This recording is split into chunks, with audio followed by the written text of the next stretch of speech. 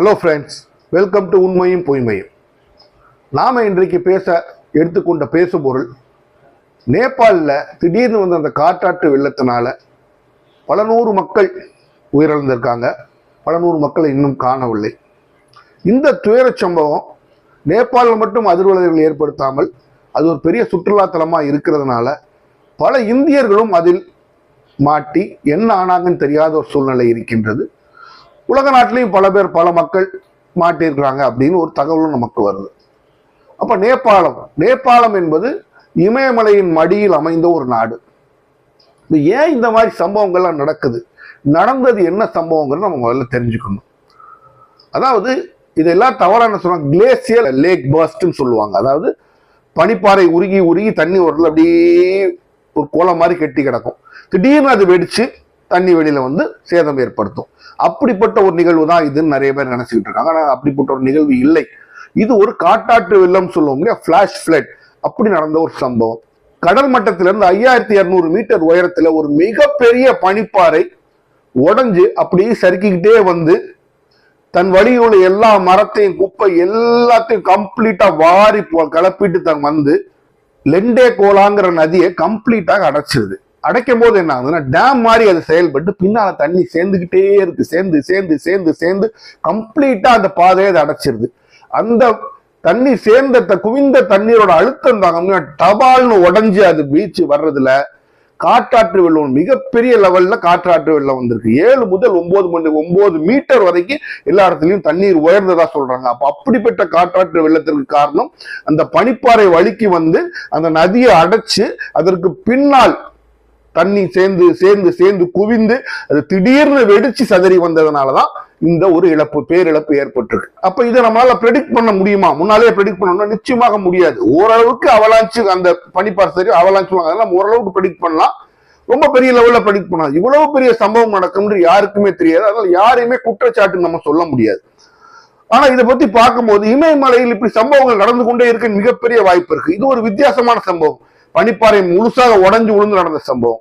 ஆனால் இமயமலையில இன்னும் நடக்கலாம் அப்படிங்கிற மாதிரி சில விஷயங்கள் நடக்கும். இந்த கிளவுட் பர்ஸ்ட் நீ கேள்விப்பட்டிருப்பீங்க. மழை காலத்துல அப்படியே மொத்தமா ஒரு மேகமா டமால் உடஞ்சு விடுற மாதிரி உடஞ்சு வந்து கிளவுட் பர்ஸ்ட் திடீர்னு பெருவாரியான தண்ணீர் அங்க வரும், மழை பெய்யும்.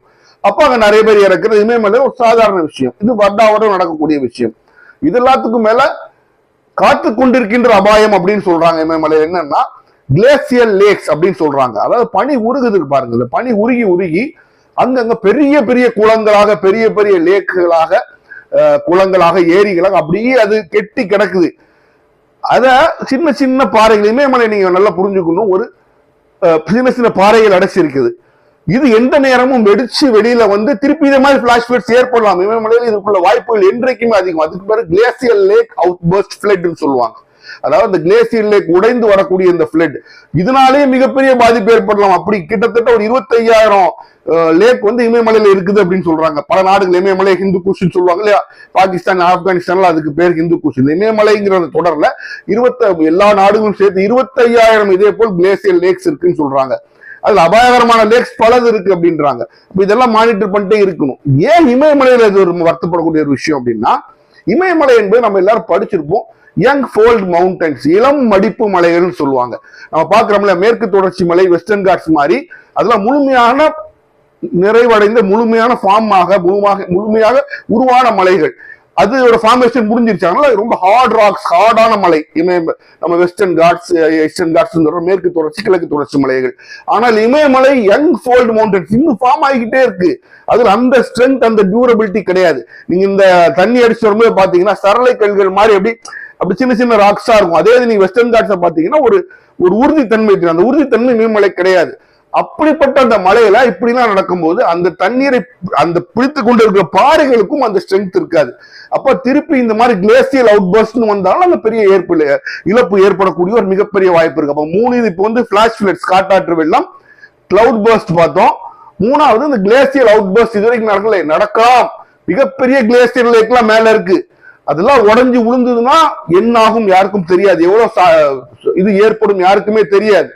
அப்போ இமயமலை என்பது வெஸ்டர்ன் காட், மேற்கு தொடர்ச்சி கிழக்கு தொடர்ச்சி மலையை விட அழிவுகள் ஏற்படக்கூடிய சாத்தியக்கூட அதிகம் உள்ள ஒரு மலை தொடர்ச்சி, அதோட அதிகமா மக்கள் தொகை இறுக்கமாக உள்ள ஒரு மலை தொடர்ச்சியாகவும் அது இருக்கு.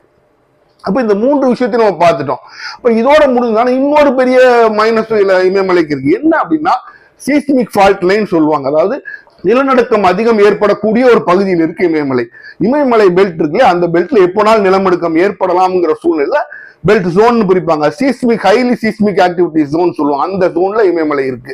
அதிக நிலநடுக்கம் ஏற்படக்கூடிய வாய்ப்புள்ள பகுதியில தான் இமயமலை இருக்கு. மேற்கு தொடர்ச்சி மலைக்கும் கிழக்கு தொடர்ச்சி மலைக்கும் அந்த பிரச்சனை கிடையாது.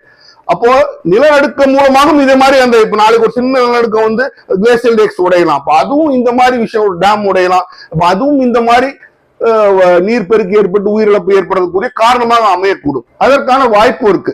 இப்ப நீங்க பாருங்க, இதனால என்ன சொல்றாங்க, இமயமலையை இன்றைக்குமே என்விரான்மெண்டலிஸ்ட் சொல்லுவாங்க, சுற்றுச்சூழல் ஆர்வலர்கள் மற்றும் எல்லாரும் என்ன சொல்லுவாங்க, இமயமலையில நிறைய கன்ஸ்ட்ரக்ஷன் ஆக்டிவிட்டிஸ் பண்ணாதீங்க, சுருக்கமா சொல்லணும்னா இமயமலை மேல ரொம்ப வெயிட் ஏத்தாதீங்க அப்படிங்கிறது என்விரான்மெண்டலிஸ்டோட என்றைக்குமே ஒரு கூற்றா இருக்கும். ஆனா இமயமலையில நிறைய கன்ஸ்ட்ரக்ஷன் ஆக்டிவிட்டிஸ் நடக்குது இன்றைக்கு.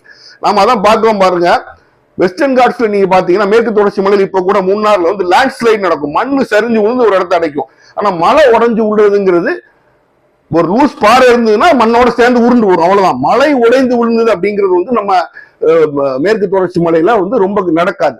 ஆனால் இமயமலையில இது அடிக்கடி நடக்கும். இப்ப பாருங்க, மேற்கு தொடர்ச்சி மலையில நடக்கும், மண் சரிந்து விழுந்து 2-3 பேர் இறந்து போனாங்க வரும். ஆனா இமயமலையில பாருங்க, டனலே உடைஞ்சு விழுந்துருச்சு, கொலாப்ஸ் ஆயிடுச்சுன்னு நீங்க நிறைய பாக்குறீங்க. ஏன்னா இமயமலையில அவங்க தோண்டும் போது அது இளம் மவுண்டன்ஸ், யங் ஃபோல்ட் மவுண்டன்ஸ், அதற்கு அந்த ஸ்ட்ரென்த் கிடையாது. அப்போ அதை தாங்கக்கூடிய கெப்பாசிட்டி இல்லாம இமயமலை உடைந்து விழக்கூடிய, அந்த இடத்துல சின்ன சின்ன உடைந்து விழக்கூடிய விஷயங்கள் நடக்குது. அதனாலதான் பாருங்க, சைனீஸ் பார்டர் கிட்ட நம்ம நிறைய வேற வழி இல்லாம நம்ம ரோடுகள்லாம் போடுறோம். அப்ப டனல்கள் பாறையை குடைந்து போடும் போது நிறைய இடங்கள்ல அந்த டனல்லாம் உடையுது.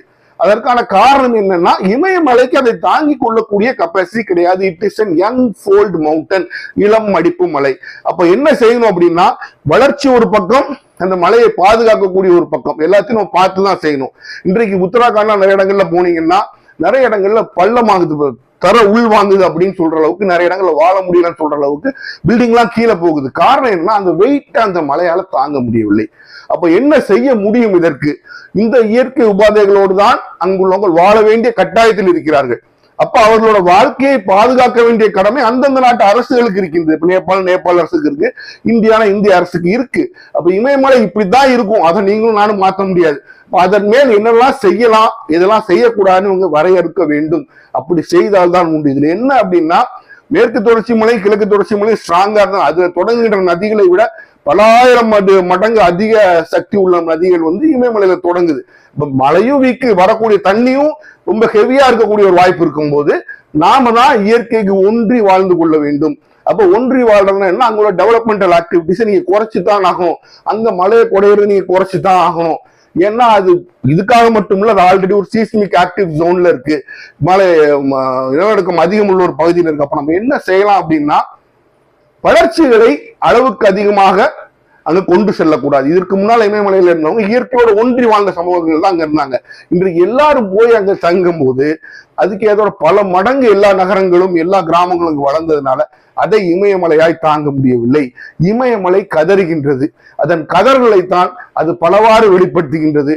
அப்படி நடந்த ஒரு சம்பவம் தான் இந்த சம்பவம் என்று நாம் எடுத்துக்கொள்ள வேண்டும். நாம் விழித்துக் கொள்ள வேண்டும். இமயமலையும் அதில் வாழும் மக்களையும் நாம் பாதுகாக்க வேண்டும். மீண்டும் சந்திப்போம்.